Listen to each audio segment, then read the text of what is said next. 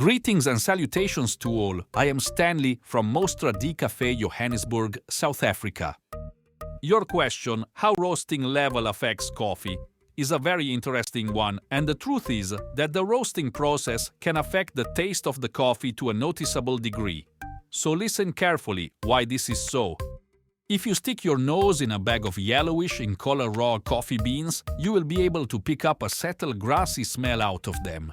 During the roasting process and as coffee beans absorb heat, their color becomes darker whilst their surface starts becoming more and more oily. Naturally, the common way of describing coffee roasting levels is by noticing the color of the bean, starting from very light to very deep dark brown. Temperature-wise, most coffee beans exit the roasting process between 205 and 245 degrees Celsius. The first coffee bean crack happens at around 205 and the second one at around 225 degrees. Let me note here that the term crack refers to the coffee bean popping or cracking, in other words, expanding in size as the roasting temperature increases. Light roasted coffee beans appear light brown in color with visibly dry surface and light body. They tend to deliver a toasted grain taste in the cup and their acidity is often underlined. Most coffee beans flavors are retained to a great extent, whilst the caffeine levels are high. Light roasted beans generally exit the roasting process at 180 to 205 degrees, so it is safe to say that a light roasted coffee bean is coffee that has not been roasted beyond the first crack. Medium roasted coffee beans are medium brown in color with more body than the light roasted beans, and they do not reveal oil on the bean surface. In most cases, the grainy taste identifiable in the light roasted beans is not there anymore, whilst they exhibit more balanced flavors and aromas. Their acidity level as well as their caffeine content is somewhat decreased as well.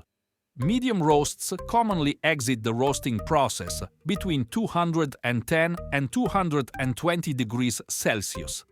In other words, the roasting process was finished somewhere between the end of the first crack and just before or round about the beginning of the second crack. Medium dark coffee beans reveal a richer and darker brown color with a hint of oil beginning to show on the surface of the bean, whilst their body starts becoming noticeably heavy. These coffee beans are typically roasted in between the beginning and after the second crack at about 225 and 235 degrees. The flavors and aromas of the roasting process become even more noticeable, whilst to the coffee taste another element often gets introduced: spicy. Finally, dark roasted coffee beans are very dark brown in color, just like chocolates, and in some cases almost black. They have a sheen of oil on their surface, which is usually evident in the cup when brewed. In the majority of the cases, the natural coffee bean flavors are completely eclipsed, being overtaken by the flavors of the roasting process. The coffee will end up tasting bitter and smoky, whilst in some extreme cases even burned. The amount of caffeine is substantially decreased. Dark roasting levels are reached when coffee beans are roasted to temperatures of 235 and beyond. Being a coffee roaster for many years already, that's all I have for you on this topic, my friends. Keep on enjoying this wonderful beverage nature gave humans and keep on learning more about it. Always remembering that there are many coffees out there, but the best coffee will always be the one you like the most.